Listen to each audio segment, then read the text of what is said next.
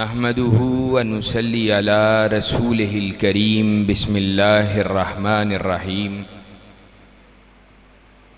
क़ाल अल्लाहु अज़्ज़ व जल्ल फ़ी कलामिल मजीद वल फ़ुरक़ानिल हमीद। कुल इन्नमा अईज़ुकुम बिवाहिदा अन तक़ूमु लिल्लाहि मस्ना व फ़ुरादा। व क़ाल अल्लाहु अज़्ज़ व जल्ल वलौ अन्नहुम अक़ामुत-तौरात वल इंजील वमा उन्ज़िल इलैहिम मिर रब्बिहिम लअकलू मिन फ़ौक़िहिम व मिन तहति अर्जुलिहिम। व क़ाल अन्नबिय्यु सल्लल्लाहु अलैहि वसल्लम हद्दुन युक़ामु फ़िल अर्ज़ खैरुल लहुम मिन अन युमतरू अर्बईन सबाहन औ अर्बईन यौमन। हज़रात दी वकार बुज़ुर्गों, दोस्तों, भाइयों, मुअज़्ज़ज़ उलमाए किराम और प्रोग्राम के मेज़बान हज़रात व इख़वान, प्रोग्राम का उन्वान बड़ा शानदार और बड़ा ही अहमियत का हामिल है। और सच्ची बात यह है कि वक़्त का अहम तरीन तकाज़ा है निफ़ाज़ इस्लाम। कुछ बातें अव्वलन सिर्फ़ तमहीद की करके उसके बाद कुछ अपने जज्बात का इज़हार करके आपसे इजाज़त चाहूँगा। हम किसके बंदे हैं?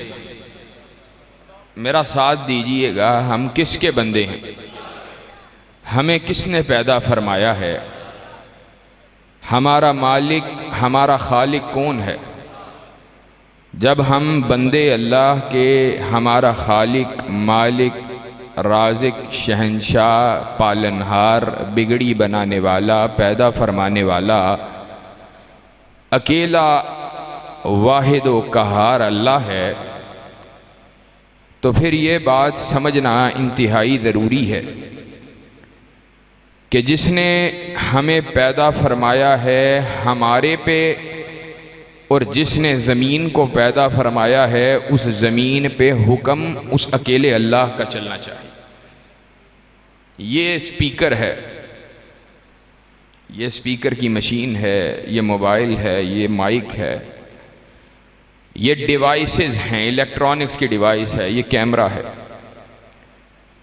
आप जब भी कोई इस किस्म की मशीन, जिसको कहते हैं हम सादा ज़ुबान में ना, मैकेनिक्स की ज़ुबान में या जो एक साइंस की ज़ुबान में, इनको मशीन कहा जाता है। जो काम आसान कर दे, सहूलत पैदा कर दे, उसमें मैकेनिक्स मौजूद है, मशीन है। अब ये मशीन, इसको बनाने वाला कोई भी हो, कोई साइंसदान, कोई टेक्नीशियन, कोई इंजीनियर, कोई कंपनी का मालिक, वो ना जब ये मशीन बनाता है, इसके अंदर एक किताबचा छोटा सा, किसी मशीन के साथ मोटा, किसी के साथ उसके ज़रूरियात के एतबार से एक छोटा सा किताबचा देता है। आप मोबाइल ख़रीदते हैं, आप तरह तरह की अशिया ख़रीदते हैं, घरों में जूसर, ब्लेंडर, ये मुख्तलिफ़ अशिया, उनके अंदर एक छोटा सा किताबचा होता है। उसको अंग्रेज़ी ज़ुबान में कहते हैं मैनुअल, मैनुअल बुक। अब मैनुअल का मकसद क्या है? उसका मकसद ये है कि ये कस्टमर को, ख़रीदने वाले को, इसके यूज़र को ये बात समझाई जाए, बतलाई जाए कि यार ये चीज़ है, इसको इस अंदाज से इस्तेमाल करोगे, इस तरह से इस्तेमाल करोगे तो ये ठीक चलेगी।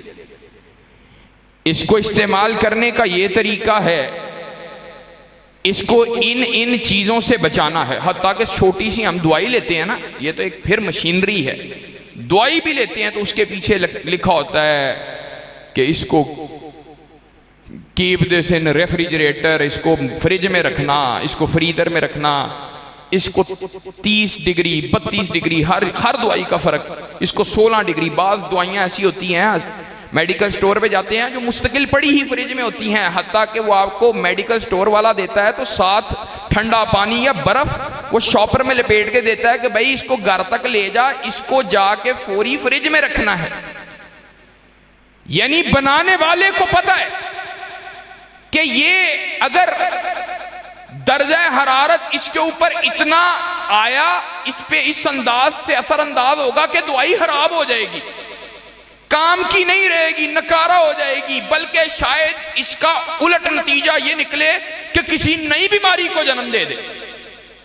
ये मशीनरी अगर इस अंदाज से इस्तेमाल करेगा तो ये चलेगी, अगर इस अंदाज से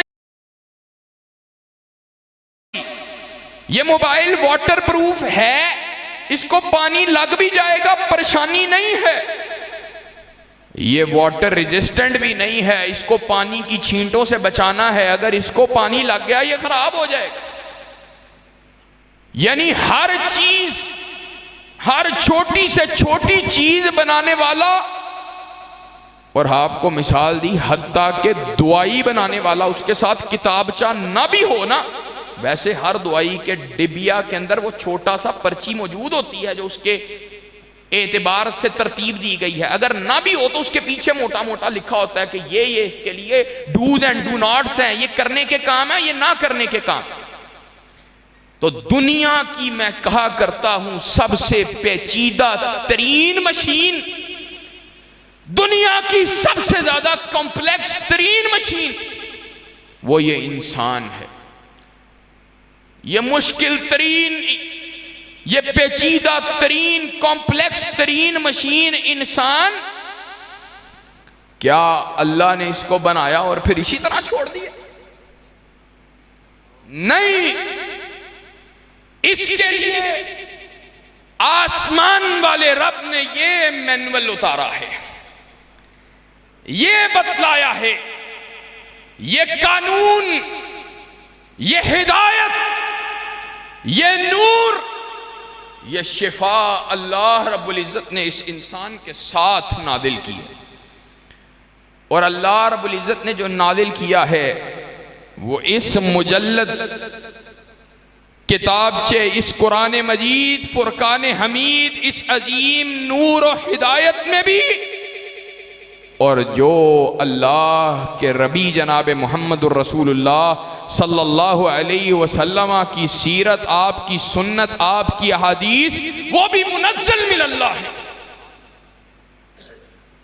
वो भी अल्लाह रब्बुल इज्जत ने इसका बयान नादिल फरमाया है। इसीलिए नबी करीम जनाब मोहम्मदुर रसूलुल्लाह सल्लल्लाहु अलैहि वसल्लम ने फरमाया था, तरक्तु फीकुम अमरैन लन तदिल्लु मा तमस्सक्तुम बिहिमा किताबुल्लाह व सुन्नती। मैं तुम में दो चीजें छोड़े जा रहा हूं, एक रब तआला का कुरान, एक मेरी सुन्नत, जब तक थामे रखोगे गुमराह नहीं हो सकते। आज जलील हैं, आज पस्ती से दो चार हैं, आज मस्कनत हम पे मुसल्लत है, आज जिल्लत हम पे मुसल्लत है। वजह पता है क्या है? वजह इसकी वही है जो रब तआला ने यहूद की जिल्लत की कुरान मजीद में नकल की है। ज़ुरिबत अलैहिमुज़ ज़िल्लतु वल मस्कना व बाउ बिग़ज़बिन मिनल्लाह ज़ालिका बिअन्नहुम कानू यकफुरून बिआयातिल्लाह।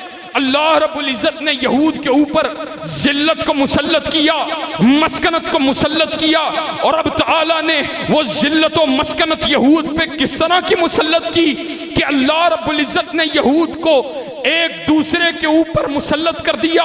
40 बरस तक एक दूसरे की गर्दनें उतारते रहे, एक दूसरे का किताल करते रहे, एक दूसरे से लड़ते रहे। अल्लाह ने वजह जो कुरान मजीद में बयान फरमा दी, ज़ुरिबत अलैहिमुद्दिल्लह वल मस्कना व बाउ बिग़ज़बिन मिनल्लाह ज़ालिका बिअन्नहुम कानू यकफुरून बिआयातिल्लाह।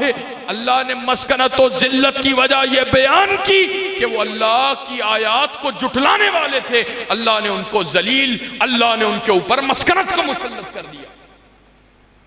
आज मुसलमान तू जलील है, तुझ पे मस्कनत मुसल्लत है, तू आज जमीन पे रुसवा फिरता है, रांदा दरगाह है। तो वजह यह है आज तूने रब ताला के कुरान, नबी करीम सल्लल्लाहु अलैहि वसल्लम के फरान को पसे पुश डाल दिया है। आज तूने रब ताला की जमीन पे अल्लाह के निजाम को नाफिज नहीं किया है। आज उम्मत जिल्लत से दो चार है, उम्मत मस्कनत का शिकार है, पूरी उम्मत कट रही है, ज़िबा हो रही है। गज़ा और फलस्तीन का मुसलमान वो ला इलाहा इल्लल्लाह की सदाएं बुलंद करता हुआ दुनिया से जा रहा है। मैं ये बात कहा करता हूं, वो अपने इम्तिहान में पास होता जा रहा है। उम्मत अल्लाह न करे वो पास होता जा रहा है और तू फेल होता जा। आज जरूरत क्या है? यकीन जानो कई ऐसे मुल्क होंगे कि जिनके बस में कुछ नहीं, जिनकी अवाम अल्लाह के यहाँ, अल्लाह के दरबार, अल्लाह के हजूर ये बात कह सके, और हो सकता है उधर कबूल हो जाए कि अल्लाह हमारे हुक्मरानों ने दीन को मोतल रखा, हमारे हुक्मरानों ने अल्लाह जमीन पे इस्लाम को नाफिज न किया, अल्लाह हमारे हुक्मरान वो अल्लाह तेरे निजाम से हट गए, लेकिन अल्लाह हमारे हाथ में कुछ नहीं था, वो ताकतवर थे, वो हम पे मुसल्लत थे। लेकिन हम क्या जवाब देंगे? उसकी वजह यह है हम तो अपने अंगूठे लगा लगा के इनको अपने पे मुसल्लत करने वाले, अंगूठे लगा लगा कर। जनाब मैं नवाज शरीफ का जे अल्लाह हूं, मैं इमरान खान का जे अल्लाह हूं, और मैं भुट्टो के बेटे का जे अल्लाह हूं। अल्लाह की कसम कल कयामत के रोज ये तेरे काम नहीं आने वाले, तेरे काम रब ताला का ये कुरान काम आएगा।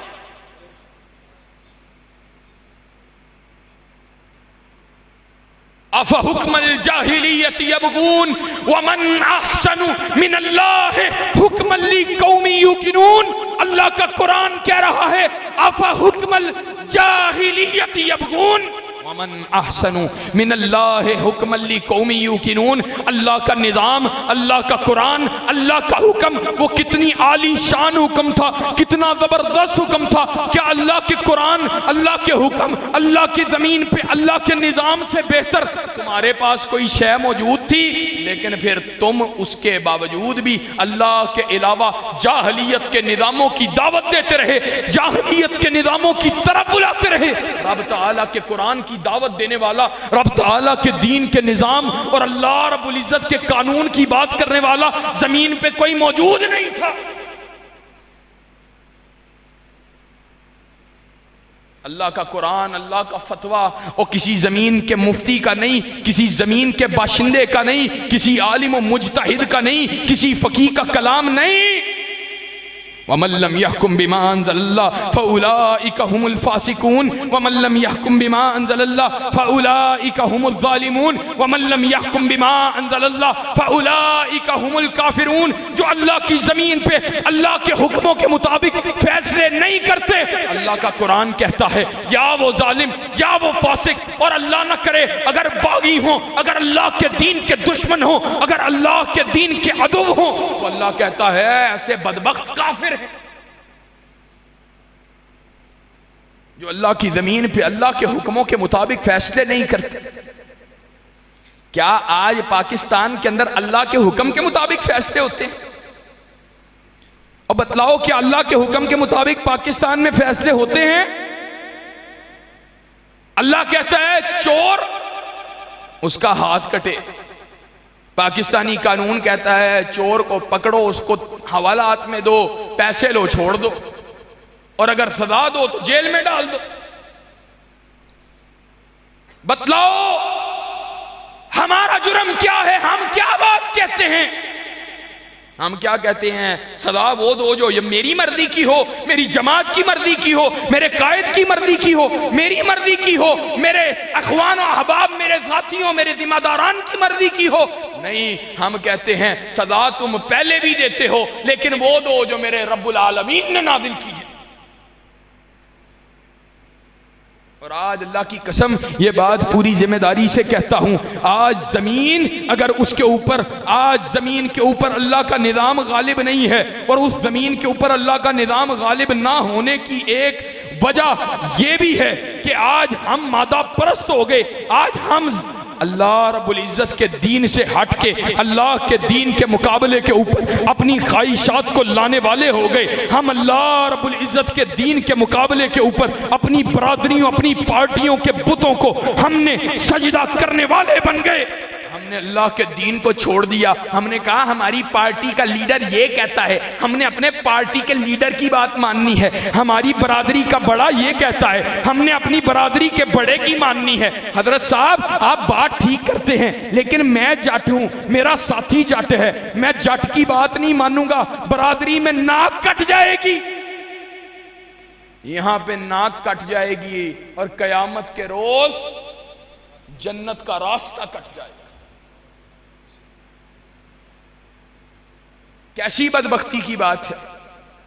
क्या सहाबा की जिंदगियों के अंदर ये मौके नहीं आए कि उनके मुकाबले पे एक तरफ बरादरी हो, एक तरफ पार्टी हो, एक तरफ सगे रिश्तेदार हो, रिश्तेदारियां हो, ताल्लुकदारियां हो, ताल्लुक निभा रहे हैं। जनाब मैं जनाब चौधरी साहब का साथ इसलिए देता हूं, एमपीए का एमएनए का इसलिए देता हूं, जनाब बड़ा काम आता है। बड़े जनाब ऊंची जगह पे खड़े होके 50-100 बंदों में मुझे पहचान लेता है, जनाब आवाज लगा के मुझे पुकारता है। मेरे भाई का काम करवाया, मेरे दोस्त को नौकरी लगवाई, और निजाम पता है किसका छोड़ देते हैं? जिसकी सिफारिश से कल जन्नत के दरवाजे खुलने हैं, उसके निजाम की बात छोड़ दो। आज कैसी बदबख्ती है। सहाबा की जिंदगियों के अंदर वक़्त आए, साद बिन अबी वक्कास रज़ी अल्लाह तआला अन्हु, सगी माँ ईमान को कबूल करने पे राजी नहीं है, खुश नहीं है। बालों को बखेरे धूप में बैठी क्या कहती है? कहती है और साद अगर तूने ईमान को ना छोड़ा, तेरी माँ छाऊं में नहीं आएगी, तेरी माँ कंगी नहीं करेगी।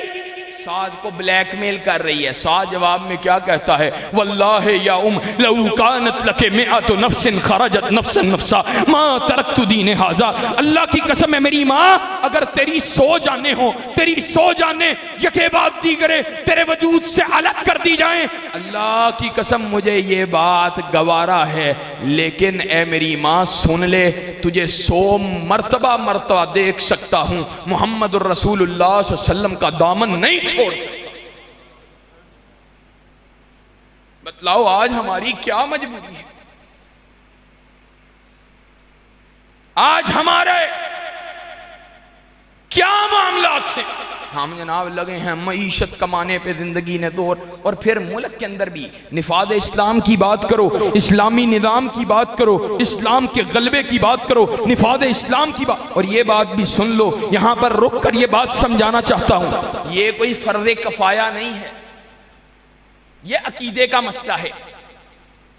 अहले हदीस के बच्चों, तुम्हें बतलाया गया, और अल्हम्दुलिल्लाह अहले हदीस ने इस पे पहरा दिया कि दरबारों पे सजदा, कब्र पे सजदा, कब्र से मांगना ये हराम और शिर्क है, कब्र वाले से मांगना ये शिर्क है। तुझे बतलाया गया, तूने पहरा दिया। आज तुझे बतलाऊं, जाओ कुतबे अकायद उठा के देखो, आइम्मा उलमा के फतावा उठा के देखो। जिस तरह कब्र परस्ती शिर्क है, इसी तरह अल्लाह के अता करदा कानून को जमीन पे नाफिज न करना, बल्कि गैरुल्लाह के कानून को जमीन पे नाफिज करना, उसी तरह ये भी शिर्क। ये अकीदे का मसला है, ये अकीदे का मसला, ये कोई इख्तियारी नहीं है। मौलवी साहब ने बात अच्छी की है, मौलवी साहब की बात में दम है, लेकिन हमारी पसली नहीं है। सुनाते हो ना जा जा के लोगों को कि कब्र परस्ती को रोकने की जुर्म के अंदर वो अहले हदीस के बच्चे को शहीद कर दिया गया, अहले हदीस के बेटे को कुर्बान होना पड़ गया, लेकिन रब ताला की तौहीद का दामन नहीं छोड़ा। उसी तरह रब ताला की तौहीद का ये मसला है। जाओ शाह इस्माइल शहीद हजरत अल्लामा शहीद रहमतुल्लाह अलैह ने कराची में खिताब करते हुए ये बात कही। शाह इस्माइल शहीद रहमतुल्लाह अलैह के मखतूतात के अंदर ये बात लिखी है। इस्माइल शहीद ने लिखा है, अल्लाह की ज़मीन पे गैरुल्लाह के निज़ाम को नाफिज करना और उसको कबूल करना यह भी ऐन शिरक है। आज उम्मत की जिल्लत की एक बड़ी वजह ये फलस्तीनी मर रहे, ये फलस्तीनी मारे खा रहे। एक वजह ये भी है कि आज जमीन पे अल्लाह का निज़ाम नाफिज नहीं है। अगर अल्लाह का दीन नाफिज होता, अगर निज़ाम इलाही नाफिज होता, अगर हदूदुल्लाह का कयाम होता, अगर दीन अल्लाह कायम होता, अगर अल्लाह की तौहीद का गलबा होता, तो फिर ऐसे गैरतमंद हुक्मरान अल्लाह के रास्ते में जिहाद को जरूर करते। उनको पता होता वमा लकुम ला तुकातिलून फी सबीलिल्लाह वल मुस्तदअफीन मिनर रिजाल वन निसाए वल बिल्दान। उनको पता होता कि ये कलमे की वजह से मेरा भाई है, इसको कटता देखकर खामोश नहीं रहना, बल्कि इसकी मदद और नुसरत मुझ पे वाजिब है। आज दीन इतना कमजोर हो गया, आज हमने सब कुछ अपने लिए मईशत समझ ली है, माल समझ लिया। इसीलिए मैंने कुरान मजीद की जिस आयत से अपने खुतबे का आगाज, अपनी तकरीर का आगाज किया, आज पाकिस्तानी रोते हैं, मौली साहब आप सख्त बातें करते हैं, पहले खाने को कुछ भी नहीं है। अगर जनाब दीन नाफिज करने की बात की, मईशत को गला घोंट दिया जाएगा, यूरोप सारी मईशत तंग कर देगी, बंद कर देगा।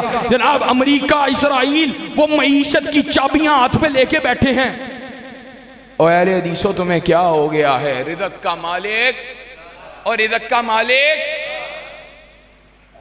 अगर अल्लाह रिज़्क़ किसी को देना चाहे, इसराइल अमेरिका रोक सकता है, और अगर ना देना चाहे इसराइल अमेरिका दे सकता है। अकीदा ये है, लेकिन अमल इसके मुताबिक नहीं। मैंने कुरान मजीद की आयत पढ़ी, आज मुल्क की मईशत तबाह बर्बाद है। एड़ी चोटी का दौर लगाते हैं, डॉलर 100 से 150 पे चला जाता है, फिर कहते हैं मईशत संवारने लगे हैं, 150 से 200 हो जाता है, फिर कहते हैं मईशत संवारने लगे हैं, 270 पे चला जाता है। मईशत हो सकता है आरदी तौर पर कोई हचकोले खा ले, कोई मईशत हो सकता है बेहतर भी हो जाए, लेकिन दुनिया को अमन आमान हकीकत में मिल सकता है तो सिर्फ रब ताला के कानून को नाफिज करने से मिल सकता। अल्लाह ने कुरान मजीद में कहा, वलौ अन्नहुम अकामुत तौरात वल इंजील वमा उन्ज़िला इलैहिम मिन रब्बिहिम लअकलू मिन फौकिहिम व मिन तहति अर्जुलिहिम। अगर तौरात, इंजील और जो कुछ अल्लाह ने नादिल किया है इसको मानने वाले इसको जमीन पे नाफिज कर दें तो आसमान से भी रिज़्क़ के दरवाजे अल्लाह खोल दे, जमीन भी अपने खजानों को बाहर निकाल दे। ये अल्लाह का कुरान कहता है। और अल्लाह के नबी सल्लल्लाहु अलैहि वसल्लम ने फरमाया, हद्दुन युकाम फिल अर्द खैरुल लहुम मिन अन युमतरु 40 सबाहन औ 40 यौमन। का एक हद अल्लाह की हदूद में से एक हद जमीन पे अगर नाफिज कर दी जाए ना, अगर एक हद नाफिज की जाए तो वो जमीन पे जमीन वालों के लिए 40 दिन की रहमत व बरक़ात की बारिश से ज्यादा बरकत वाली है। 40 दिन की रहमत व बरक़ात वाली बारिश से ज्यादा बरकत वाली सिर्फ अल्लाह की एक हद है। अल्लाह की एक हद का कयाम। आज लोगों शऊर को हासिल करो। कुरान मजीद कहता है जमीन अल्लाह की है, इस पे जमीन पे कानून अल्लाह का चलना चाहिए। तो फिर अहले हदीस को, अहले इस्लाम को भी यही मानना चाहिए और इसी के लिए कोशिश करनी चाहिए कि जमीन अल्लाह की है, इस पे निजाम भी अल्लाह का चलना चाहिए। और दूसरी बात जो करने लगा हूं और बात को समेटने लगा हूं, आज गजा में वो तौहीद के रखवाले, अल्लाह के दीन के गलबे के लिए लड़ने वाले शेर, वो मुजाहिदीन, वो गजा और फलस्तीन के मजलूमीन कट रहे हैं, ज़िबा हो रहे हैं। गोलाबारी यहूद बदबख्त उन पे कारपेट बमबारी कर रहा है, पूरी की पूरी बस्तियों को खंडरात में तब्दील कर दिया गया। और हमारे बदबख्त हुक्मरान, सियासतदान और तजिया निगार, एक जालिम की पोस्ट बड़ी, कहता है जनाब हम बाइकआउट क्यों करें, हमास ने हमसे पूछ के जंग छेड़ी है। आप अंदाजा लगाएं आपके मुल्क के अंदर किस कदर बदबख्त लोग शरायत कर चुके हैं। जिहाद फी सबीलिल्लाह जो एक वक्त था उम्मत की शान हुआ करता था, आज मुजाहिदीन को सिर्फ इन बदबख्तों की तरफ से गालियां मिलती हैं, इन बदनसीबों की तरफ से। आज गजा और फलस्तीन, और यह भी बात याद रखो, कहते हैं बायकॉट जनाब इसकी शरई दलील क्या है, आओ बतलाता हूं। माशी बायकॉट ये कौमों का हथियार आज नहीं है जब मईशत, सच्ची बात यह है आज तो मईशत सबसे असल बन गई है, लेकिन ये कौमों का हथियार आज से नहीं, ये तो मेरे नबी जनाब मोहम्मद रसूलुल्लाह सल्लल्लाहु अलैहि वसल्लम के जमाने से। आपने सैयदना समामा, उनका किस्सा, तवील किस्सा सुना है। अल्लाह के नबी सल्लल्लाहु अलैहि वसल्लम ने पिलर से बांधा, कैद करके लाया गया, नबी करीम सल्लल्लाहु अलैहि वसल्लम को देखता नहीं है। अल्लाह के नबी सल्लल्लाहु अलैहि वसल्लम कहते हैं समामा मुझे देख, तो क्या कहता है, तक्तुल तक्तुल ज़ादमिन वाइन तुनाइम तुनाइम अला शाकिरा, कहा मुझे कत्ल करेगा, जा मुझे कत्ल कर दे, मुझे परवाह नहीं है कि मेरा बदला लेने वाले मौजूद, और अगर तू मुझे इनाम करके मुझ पे मुझे आजाद कर दे तो फिर मैं एक ऐसी बस्ती से ताल्लुक रखने वाला एक हुक्मरान आदमी हूं, मैं भी बदले को चुकाऊंगा। अल्लाह के नबी ने आज़ाद किया। समामा के दिल के अंदर ईमान ने घर किया, दौड़ के आया, आके अल्लाह के रसूल को देखता है। अल्लाह के नबी ने कहा समामा तुझे तो आज़ाद कर दिया, तू वापस क्या लेने आया है? कहा अल्लाह के नबी ईमान दिल में घर कर चुका है, ईमान को कबूल करने के लिए आया हूँ। रसूल मुअज़्ज़म सल्लल्लाहु अलैहि वसल्लम के पास ईमान को कबूल करता है समामा, और क्या कहता है? कहा अल्लाह के नबी आज से पहले मेरा तर्द अमल ये था कि आज से पहले मेरी नज़र में मदीना से ज़्यादा बुरी बस्ती कोई नहीं थी, लेकिन आज के बाद मदीना से ज़्यादा महबूब बस्ती कोई नहीं है, और आपसे ज़्यादा मबगूज माद अल्लाह चेहरा कोई नहीं था, नापसंदीदा चेहरा कोई नहीं था, लेकिन अल्लाह के नबी आज के बाद आपसे ज़्यादा महबूब चेहरा कायनात में कोई नहीं है। अल्लाह के नबी पे ईमान लेके आते हैं, उम्रे के लिए निकलते हैं, मक्का पहुँचते हैं। मक्का के अंदर काफिरों ने समामा के दाखिले के ऊपर नारों को लगाया, समामा के खिलाफ कुफ्फार नारों को बुलंद कर रहे हैं। समामा खड़े होकर क्या कहता है? कहता है ओ मेरे खिलाफ नारे लगाने वाले हो और मुझे साबी कह के, बदमज़हब कह के पुकारने वालों, जाओ मैंने तो आज इस्लाम को कबूल किया है। सुन लो समामा का ऐलान ये है कि यमामा का ये गवर्नर समामा यमामा से कुफारे मक्का के साथ तिजारत करता है, वहां से गंदुम, वहां से अजनास का बड़ा ताजिर है, बड़े बड़े काफिले बेचता है। कहता क्या है? कहता है जाओ काफिरों बदबख्तों सुन लो,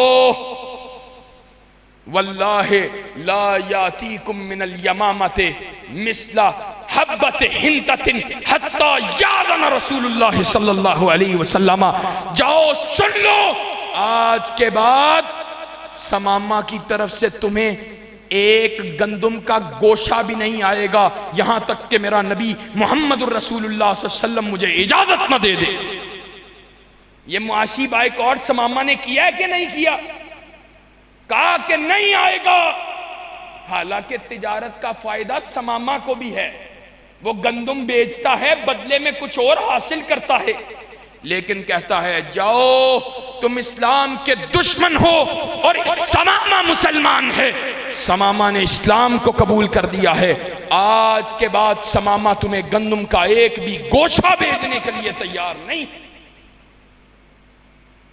तो फिर आज मेरे मुसलमान भाइयों, आज इस्लाम के लिए तुम्हें गैरत करने की जरूरत है।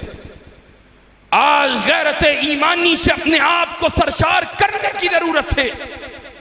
आज अपने दिलों के अंदर ईमान और इस्लाम को सही मानों में दाखिल करने की जरूरत है।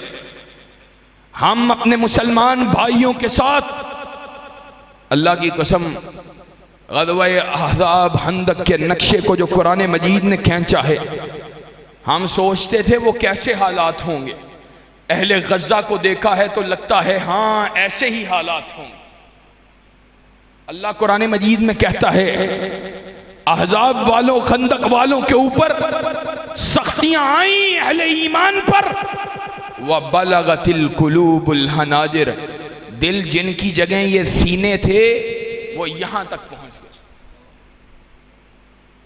और अल्लाह कहता है वह हुनालिका बतुलियल मुमिनूना वज़ुल्ज़िलू ज़िलज़ालन शदीदा। अल्लाह ने मोमिनों का इम्तिहान लिया, ऐसा इम्तिहान लिया कि उन्हें हिला के रख दिया। आज हमारे पे ईमान और इस्लाम के बाद कौन सा इम्तिहान आया?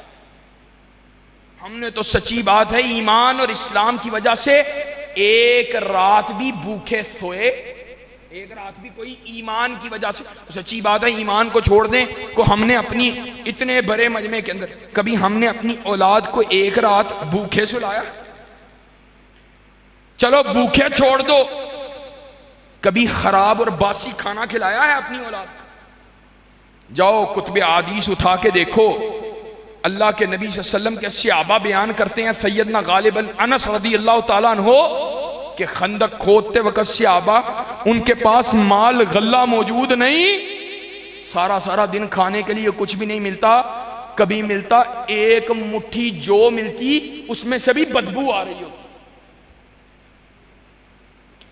ऐसे सख्त हालात सहाबा ने देखे, और उस सहाबा के हालात इतने सख्त के बावजूद उनका तर्द अमल क्या है? उनका तर्द अमल ये है, वो अल्लाह के नबी को कह रहे हैं नहनुल्लज़ीना बायउ मुहम्मदा अलल जिहाद मा बकीना आबदा। और हमने तो अल्लाह के नबी के हाथ पे जिहाद की मौत की बैत की है। अल्लाह के नबी कटना गवारा कर सकते हैं, लेकिन कुफार के सामने पीठ को करना गवारा नहीं कर सकते। फिर अल्लाह के नबी ने भी सहाबा के लिए दुआ की, अल्लाह अल्लाहुम्मा अग़फ़िर लिल अंसार वल मुहाजिर, अल्लाह मेरे ये सहाबा अंसार और मुहाजिर, अल्लाह तू इनको मुआफ फरमा, तू इनसे राजी हो जा। और साथ ही कहा अल्लाहुम्मा ला ऐशा इल्ला ऐशल आखिरा, और मेरे सहाबा दुनिया की जिंदगी ये मोमिन की है ही नहीं, मोमिन की असल जिंदगी है ही आखिरत की। आज कौन है जो अल्लाह के दीन के लिए अपना आप पेश करे? मुसलमानों, अहले हदीसों, अहले ईमान, आज बीदार होने की जरूरत है। दीन के साथ तमस्सुक को इख्तियार करने की जरूरत है, दीन के साथ जुड़ जाने की जरूरत है। अहले दीन के साथ अपने तमस्सुक को इख्तियार करो, अल्लाह के लिए अपने सीनों में, अल्लाह के लिए अपने सीनों में, अल्लाह के लिए अपने सीनों में गैरत व हमीयत, ईमान और इस्लाम की हरारत को पैदा करो। इंशाअल्लाह दीन के लिए कुर्बानी का जज्बा पैदा करोगे इंशाअल्लाह, अपने औलादों की तरबियत करोगे इंशाअल्लाह, उनको दीन के लिए वक्फ करोगे इंशाअल्लाह। ये अल्लाह के फजल करम से अबू बकर वाला ये हमारा भाई है, अल्लाह के दीन के लिए ये तुम्हें आवाजें दे, इंशाअल्लाह साथ दोगे, इंशाअल्लाह साथ दोगे ना? और ये हमारे भाई बैठे हुए हैं उस्मान अल बुदैर, अल्लाह के फजल करम से आप ही के इलाके में अल्लाह के दीन का इदारा चला रहे हैं। आप इस इदारे में अपने तलबा को भेजिए, अपने बच्चों को दीन पढ़ने के लिए भेजिए। और मैं आखिरी बात करने लगा हूं, अल्लाह की कसम, दीन को आज सबसे ज्यादा कुर्बानियों की जरूरत है, दीन को आज सबसे ज्यादा गैरत व हमीयत की जरूरत है। अपने आप को बेदार करिए और बेदार होइए। आज दीन तुमसे अल्लाह के लिए कुर्बानियों का मुतालबा करता। इंशाअल्लाह कुर्बानियां देंगे और इंशाअल्लाह कुर्बानियां दोगे। और बुलंद आवाज से बताओ, कुर्बानियां दोगे? दीन के लिए जानें पेश करनी पड़ी, पेश करोगे? इंशाअल्लाह पेश करेंगे इंशाअल्लाह। और करोगे ना इंशाअल्लाह? शब गोरे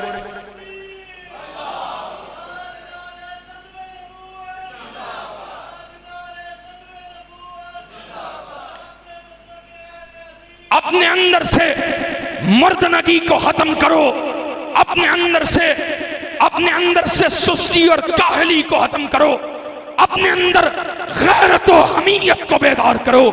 इस्लाम की हमीयत, इस्लाम की गैरत के साथ अल्लाह के दीन के लिए, रब तआला के निजाम के लिए, बातिल से टकराने के लिए, हक के आवाज़े को बुलंद करने के लिए बेदार होइए।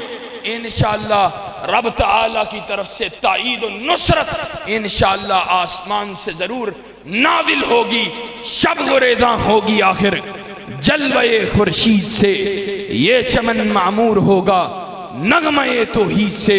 व आखिरु दावाना अनिल हम्दुलिल्लाहि रब्बिल आलमीन।